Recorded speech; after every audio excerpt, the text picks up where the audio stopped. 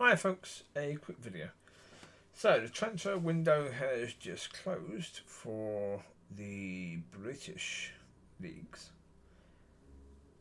And so, was it a good transfer window for Manchester United? No, but it never was going to be.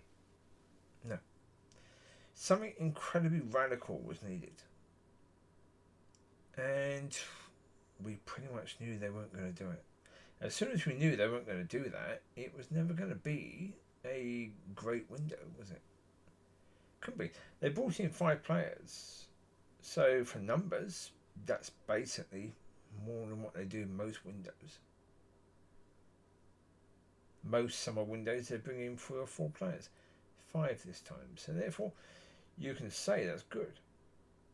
But the reality is, there are more than 12 players who should have been got rid of. More than 12 players who were part of the squad last season and played regular football last season who were absolutely woeful and who basically accepted that as an okay standard. Certainly for Premier League games.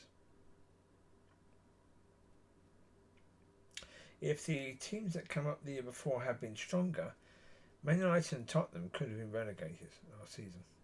That bad. And so, only a few games in, we saw them revert to type in the second half against Fulham and the first half against Grimsby, where they just did what they were doing last season. Yeah, really not bothering to press, to chase, to work hard, to try and get the ball forward quickly. They reverted to type. Because you've got the majority of the squad are from the last 2 years. So what are they going to do? When things get tough, what are they going to do? They're going to do what they have been doing in the past. They're going to go back to that standard as, well, that's the okay standard they set, and they're still at the club, so therefore obviously the club must agree that that standard, finishing 16th, was okay.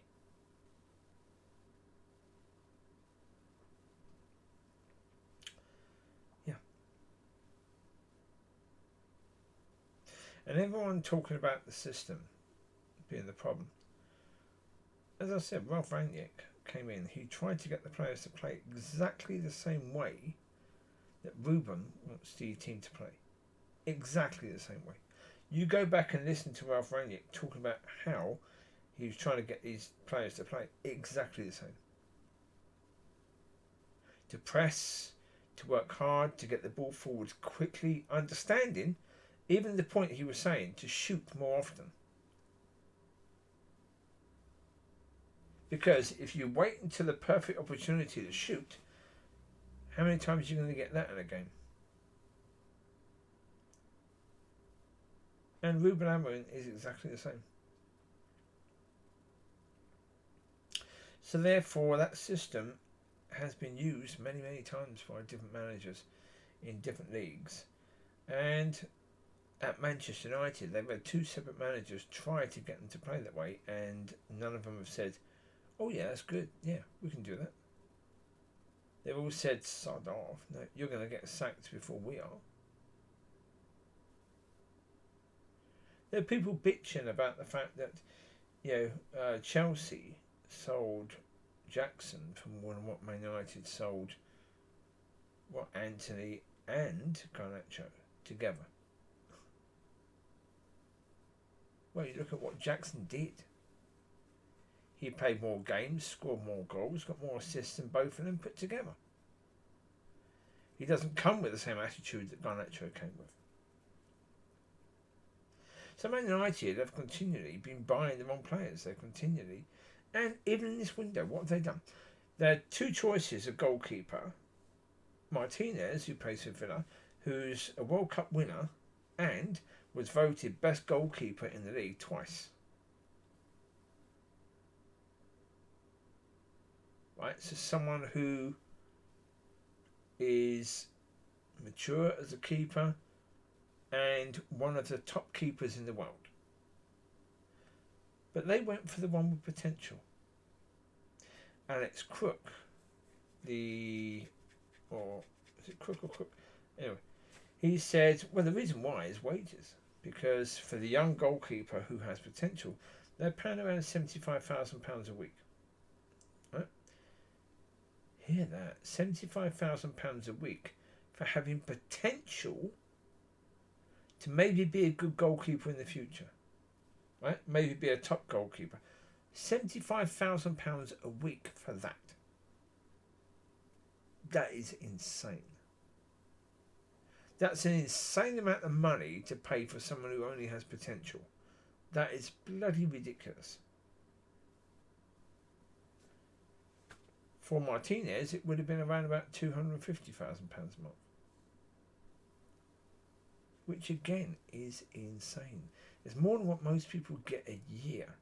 No, £250,000 a week. Sorry, it's a week. £75,000 a week. Not a month. A week. Yeah. To get a week, more than what most people get a year, is sickening.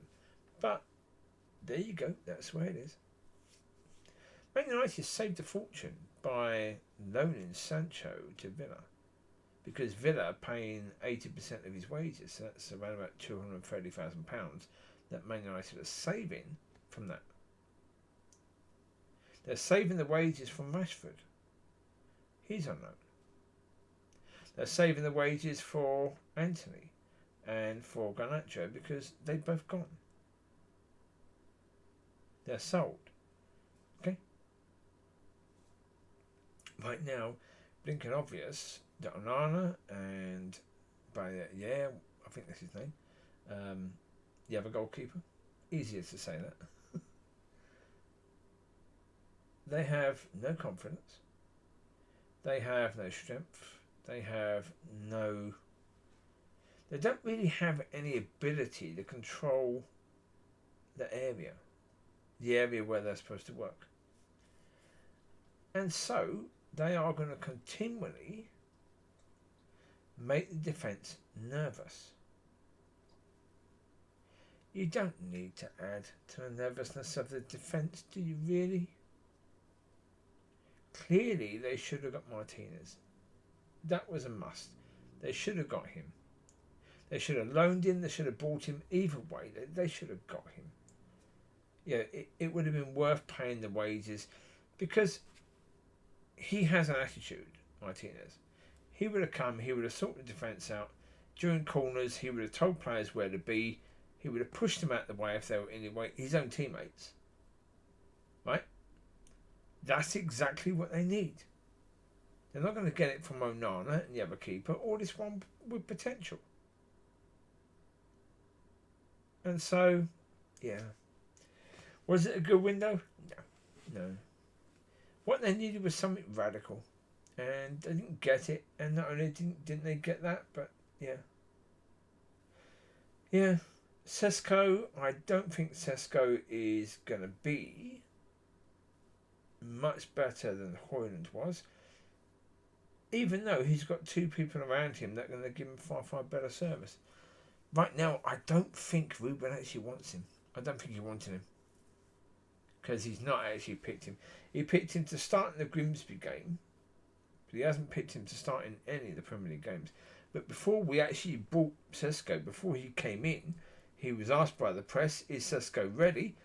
And Ruben said, yes, he's ready to start. And yet he never put him in. He never started him.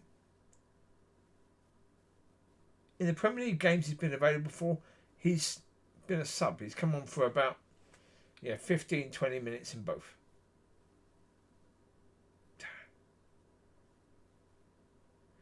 Yeah.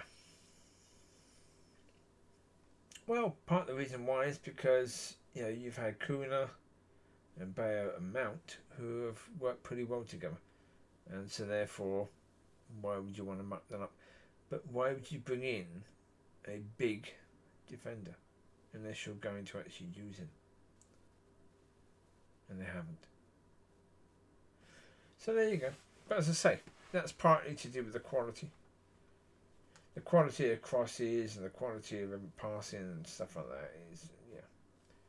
Is that going to come? I don't think so. I don't think it will. I don't think it will come because why should these players work? There's no consequences to them if they don't, is there? So there you go. I wish you well. You take care. God bless. I'll speak to you soon. Have a fantastic week. And yeah. Well, you've got a few days before the next Premier League match. So for Man United fans, you've got time to relax. So enjoy it. Take care. Speak to you soon. Bye bye.